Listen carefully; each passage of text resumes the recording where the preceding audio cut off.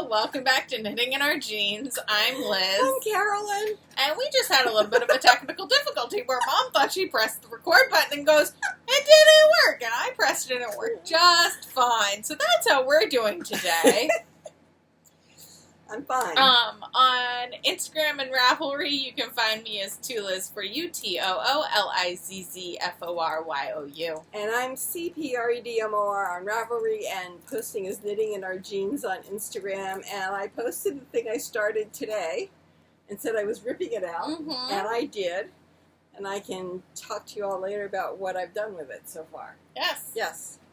So, what's up? Well, I haven't finished anything, but you have. I have, yes. I've lost it. Here, it's over here. Lost my knitting. I finished my shawl. Woo. My Rebel 2. Very nice. Yes.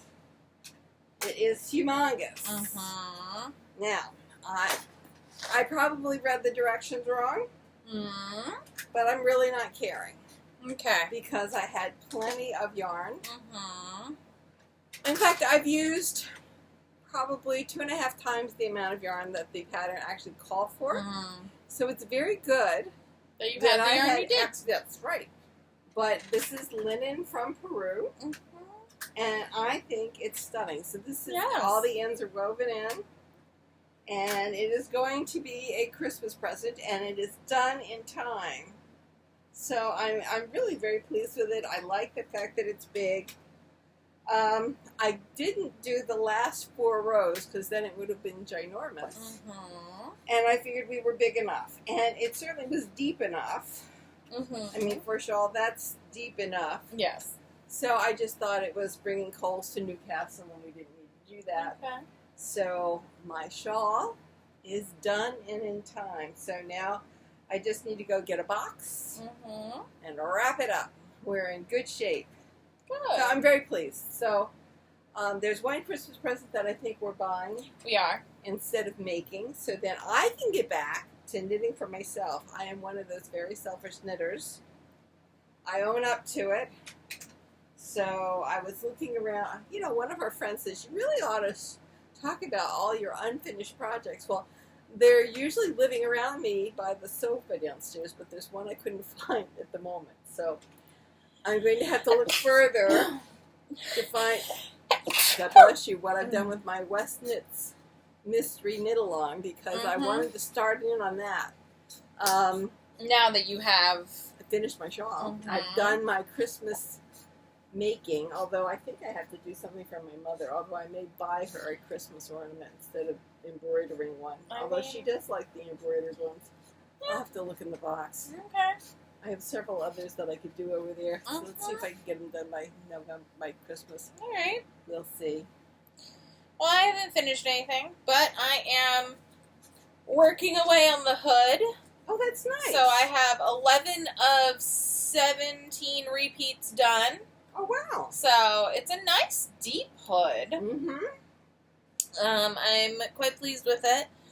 The ball of yarn, I had the last bits of the other skeins under the ball of yarn in the little project bag that I have in my bigger tote bag that I carry this in. And all of a sudden, my yarn decided to explode. No, it grabbed an end from one of those on the bottom and was pulling it up through the ball. So I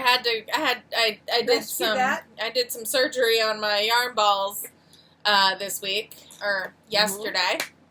So that was good, or maybe it was this morning, but whatever.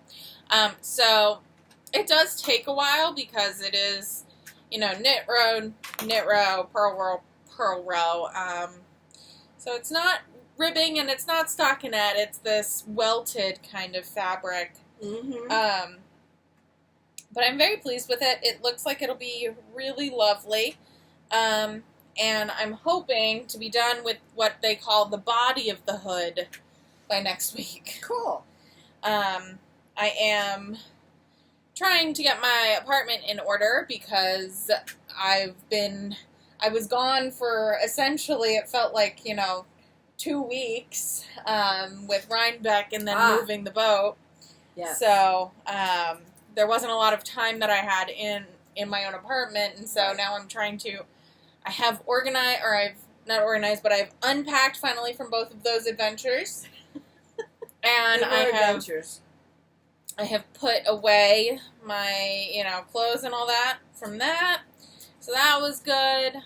Starting to, not change over my closet. My closet doesn't really get changed over per se. I end up just wearing sweaters over a lot of my sundresses. Mm-hmm.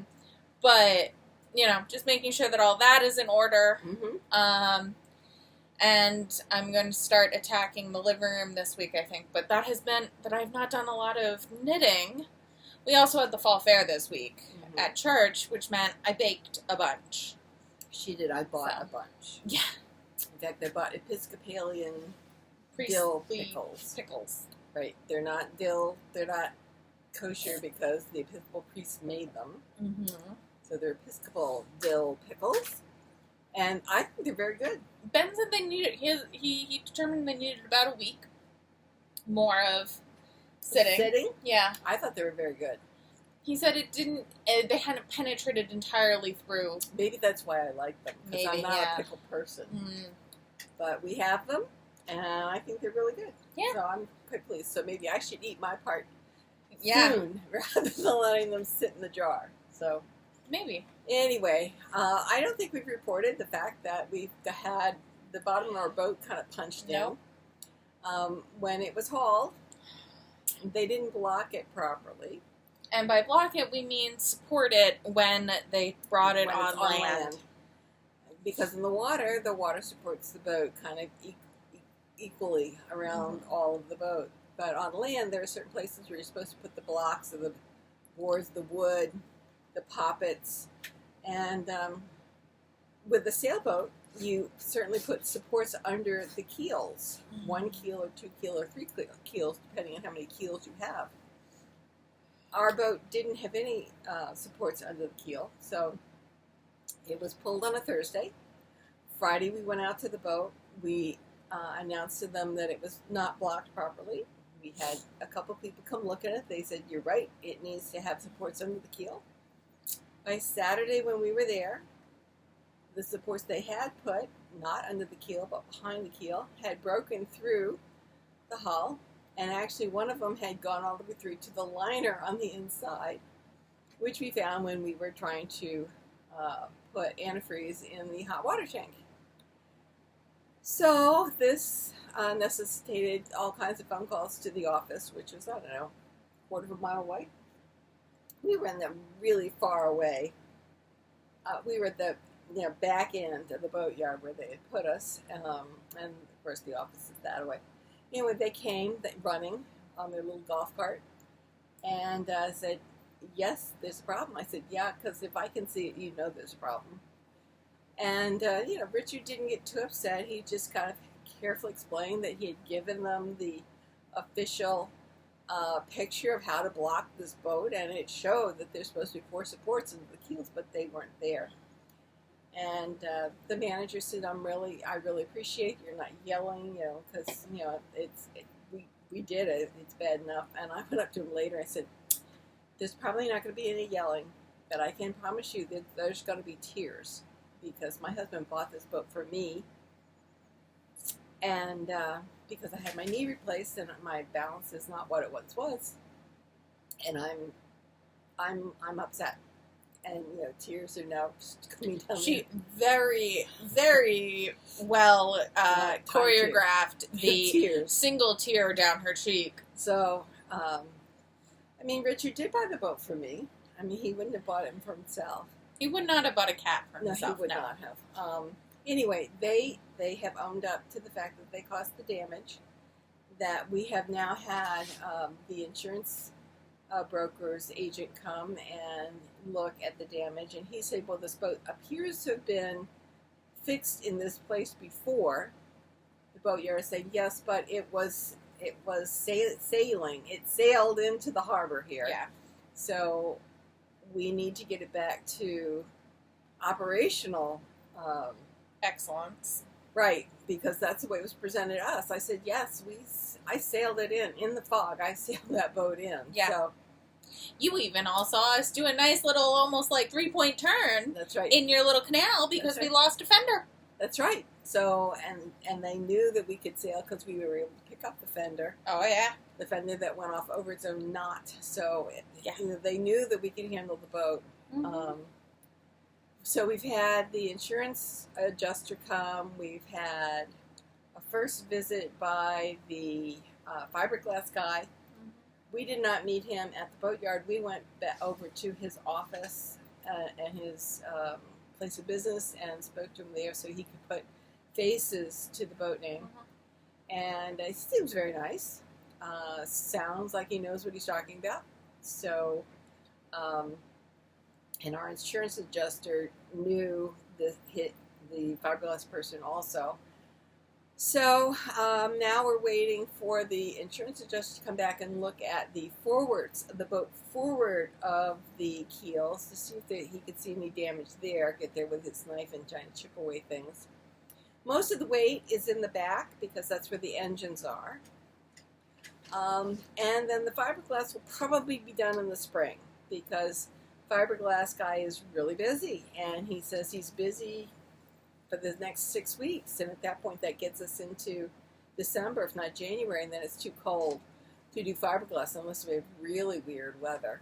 Like this weekend. Yeah. So anyway, in the meantime, we have continued to winterize the boat. We have I was going to say, I don't think we've recorded since we moved the boat. No. So...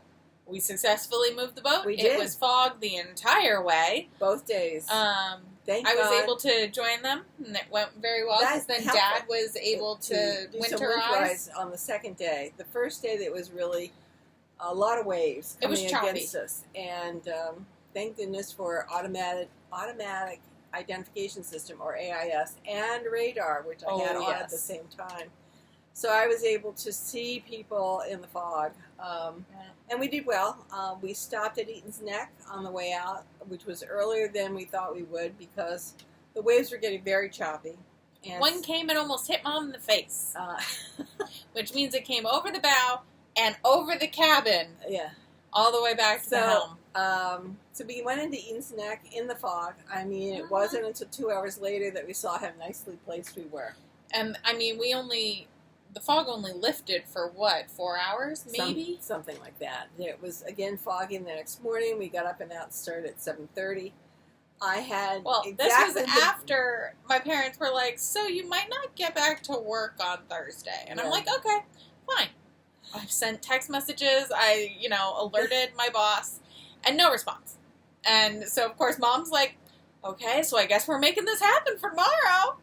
And also because Mom then realized... I don't have dinner for Wednesday night. She didn't have dinner for the next night. So she was like, we're not making... Nope. Richard had asked me to take off all my supplies. And so I had stocked the boat back with just what I needed for 2 days, not for 3. And I said, okay, we are going to make this happen if we can. So I got up on Wednesday at 7:30, and I had exactly the visibility I'd had on Tuesday. Only this time it was flat, so we didn't have the wave problem. So I said, I can see just as well as I did before, which is like nothing. Mm-hmm. And using AIS and radar, we got out from behind Eaton's Neck and back out into the Sound, and we headed east. And it was a little hairy around, Port Jeff, because we couldn't see the ferry at all. That is what we heard. That is all you heard. You heard the horn.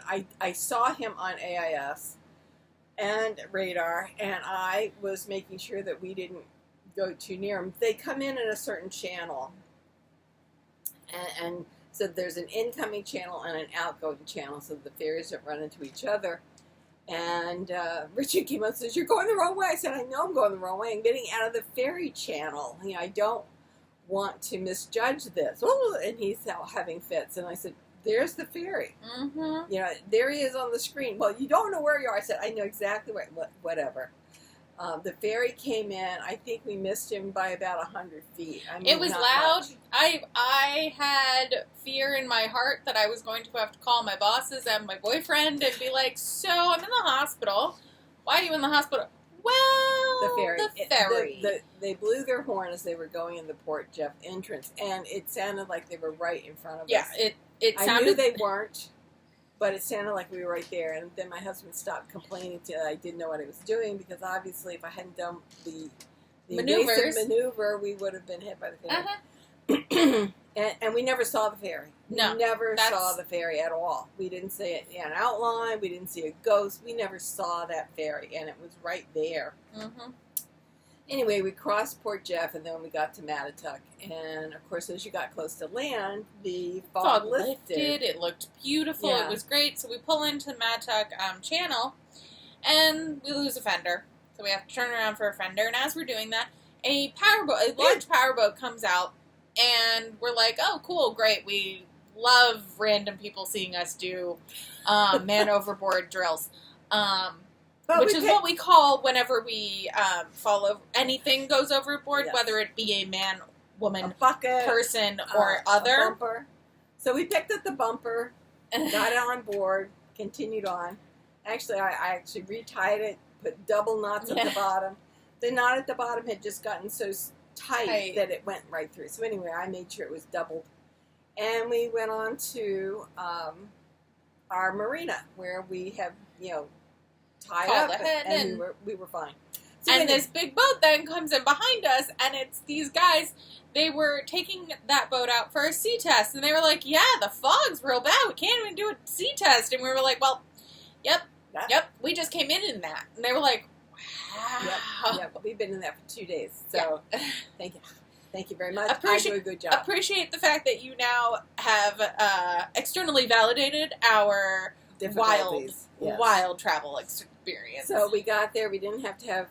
We went to the local diner. We've been going to the local diner for days now. Good. We took a rest day this Thursday because the diner's closed on Thursday. Oh. So Thursdays are going to be rest days. Thursdays are rest days, absolutely. And so we have continued to winterize the boat. We've put antifreeze everywhere that needs to have antifreeze. It took us 3 or 4 days to deal with the generator. The generator has an impeller. It's this round thing that looks like a spider with legs, and it goes around and around. It helps pull up the water to water cool the engine. And it had broken all but one leg, so it wasn't pulling water at all, so it was overheating. And then, as we primed it from the front with water, it sucked it into the engine. So then we had to buy a new impeller. We had to change the oil 3 times to get the water out of the oil. And now it looks like oil, and it fires, and we're good. So we got that antifreeze done, and then we've also dropped the gear oil out of the engines, the sail drives, and are putting new gear drive oil back in. So that'll hold them over the winter. The next step is we have to empty one more closet that I had completely forgotten about. It's got paper goods from the previous owner, and apparently more life jackets. We have more life jackets than you need on the Queen Mary, so I just forgot about them. But we'll get those out and bring those home. They're going to have to sand the fiberglass after it's set up, and that's going to be like doing spackling at your home and then sanding. It's going to go all over. So we're trying to clear out as much of the boat as possible so that we don't, things that get close to your skin won't have fiberglass dust on them. So anyway, we're doing that. The boat, it doesn't have a smell at all anymore. So apparently it's getting water in from somewhere, and it's just sitting, and that's what gives the smell to the boat. Because it smells like fine now. So we'll work on that. I'm not quite sure whether it's bilge water in the bilges that just on a low level, and therefore it sits there. I don't know. But anyway, the boat has no odor at all. Wow. None. So well, it's only that. It's mostly that front cabin. I would think so, because that's where there's a slight leak in the window. So anyway, we're going to tape over the window. We'll figure out the window over the winter. Anyway, so boating fun continues. We keep driving out to Mattatuck and working on our boat, which is fine. The guys out there are getting used to us because I'm the only woman out there helping her husband with the boat. The only one. And so we're like, wow, you guys work well together. And especially because we came up with my dad and the 2 of us. Yes. And I'm out there, I've got I've got my dad's either old or a friend of his foul weather like bib overall bib on, because I was like, it is foggy out, which means things are wet, and I do not want a wet tush. Right. And I had multiple layers on. It was great. But it was so funny because they were like, oh, look at her. She's all, she's still dressed. She's still dressed like she's out there. And I'm like, I have not confirmed that every surface is dry now. And they're like, yes, don't want to be wet. And I was like, nope. Be wet, no. So anyway. But they seemed shocked to see the three of us. 2 girls. Yes. And 1 guy. Anyway, we did it. And especially the guys who had gone out in the boat. Yeah. And realized it was fogged in. Anyway, we did a good job. We did. They're going to fix the boat. Okay. Which is fine. And meanwhile, we're getting some other things fixed so that we're doing the fixing so that it will be in better shape next summer than it was when we left it, when we got it out of the water. So basically, I think we're going to come out of this okay. There's a well-known marina, so it's just, accidents happen, and this happened to us. And I did bring the Popover with me to continue on the hood while we were able to any chill time with the boat. But other than that, I've been working on a few other things, but I think that's about it on boat. I think so. So I also have been working on the Pengweeno. Oh, good. And I have the 2 arms ready to be picked up. I had already picked them up, and then I decided I wanted to use a different color because I was running out of yarn faster than I thought. Ah. So, look, it looks like a little vest now. Oh, it's all put together. So the front is a little dark. I acknowledge that, considering the back. But I don't have a lot of this green, and the green I really want to be the collar. Well, that'll pick it up. Yeah. So I also picked up another skein of tan. That'll be Figured nice. that was close enough. And I'll do the sleeves in this tan. That'll be nice. And then I figured I will do the bottom border with these 3 colors to pull those in and then I'm trying to decide what I'm going to do for the I-cord edging on everything, but I think that'll come last. On the sleeves, I might do the navy because I think that'll tie that really well together, and I think for everything else, it depends on my yardage. It might be the tan, it might be the green, it might be the blue. I kind of want to keep it. I might. We'll have to see. Might be nice. I have a lot of the darker blue and the gray, but I feel like they're a little too dark. But I didn't want the fronts not to match, so we have a little bit of a more stately front than intended. But I thought it was really cute, and it's coming along great. Nice. And it was, so I did start on the sleeves, and then I had to take them out because I was like, this isn't working. I actually gone to the yarn store and tried to pick up, I said to myself, well, whichever color I can find, whether it be the light blue or the tan, that's what the sleeves are going to be. And it ended up being the tan, so I had to rip the blue out. Oh, well.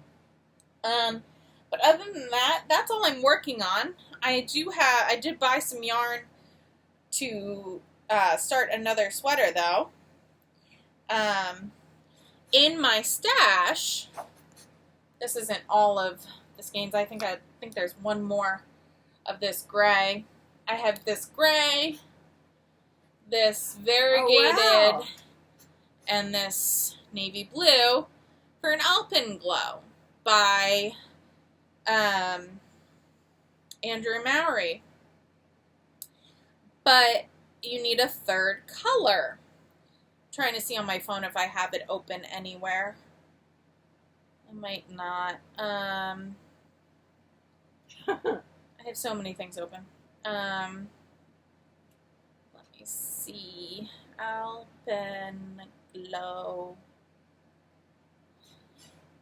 Oh, well, it is a phenomenon, but it is also a sweater. Alpenglow sweater. Here we go.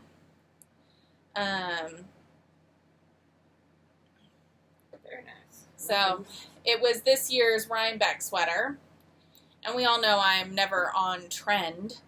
So I needed another color. And I had been thinking about going with a red like of my dress, but I felt that was too red to really go with this color palette.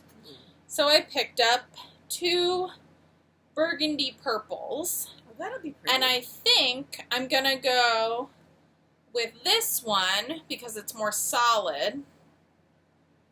Mm-hmm. Because I think the slight variation with this one is a little too red. But this is a nice burgundy. That's pretty. Purple. So that I think is going to be it. I think I'm going to wind some of this yarn soon because I would like to cast it on. Very nice. I have a lot of sweaters. I decided to put my sweaters that I have in my queue into a spreadsheet. Okay. Not just on Ravelry, because for me sometimes spreadsheets just work better for my brain. So I did note that I have a lot of sweaters planned. Oh, if you could only knit faster. Exactly. But it's a lot. We're talking 101 right now. And I did put tentative cast-on dates. But some things might get moved to the top, like the Alpenglow. You know, it just depends. But I do want to finish this Popover. And then I would like to knit on the poetry pullover that I swatched for also, the purple lace thing. Mm-hmm. I would like to swatch for that, or I've already swatched for it, so I would like to work on that. Mm-hmm. And then the next 2 after that for myself is the Mulberry Street, and which is from the RHINEBECK sweater book, and the Nurtured by Andrea Mowry as well. Both are with not specialty colors. Well, no, the Nurtured would be in Bab's Big Silk from 2020 and 2021, the colorways, which were very similar on Big Silk. And they're just gorgeous. And then the Mulberry Street, if you remember, is a gray from Neighborhood held together with Lady Liberty in lace weight from Dragonfly. So those are some options. And then I would also like to finally cast on the sweater for my best friend that I've been meaning to make for like 3 years. Eons. 3 years. I have it. I decided to do it in December. I decided to do it in December of 2019. Okay. So, yes, because I also then noted in my spreadsheet when I had decided to make it. And if it's in my stash, if I've already swatched for it, and then a few other details. I have some, like, these sweaters are sweaters that were in my queue on Ravelry, and now looking at them and putting them into the spreadsheet, even though I go through my queue about once a year. You're good. I just keep adding. But you don't, like, sometimes you look and you're like, maybe I'll still do it. But putting it in the spreadsheet made me really think about it. So there's about 15 that I might remove from the queue because it's just not. No, I still like all the ones I have there. So I like it. I'll keep it. I'll put it on a favorites list. But maybe it's not something I need to. I do better with a queue. I understand. So that's why I have a spreadsheet. Also because then, as I accomplish them, I can gray them out or stripe them through. So that is my current knitting in yarn situation. I have started a new sweater. It's a tunic, and I saw it on one of the Indie Untangled volunteers up at RHINEBECK, and loved it. It's called the MoMA. And I don't know if it's by at the moment. We'll have to look that up. But anyway, I have started it in Miss Babs. I can tell you which color it is in just a minute because I have a whole host of them. It's in her Tart which is 500 yards, and it is the RHINEBECK colorway of 2022. Yes. That's what this is. But it's tart, so it's 500 yards, and I have 5 of these, so I have 2,500 yards to make the tunic.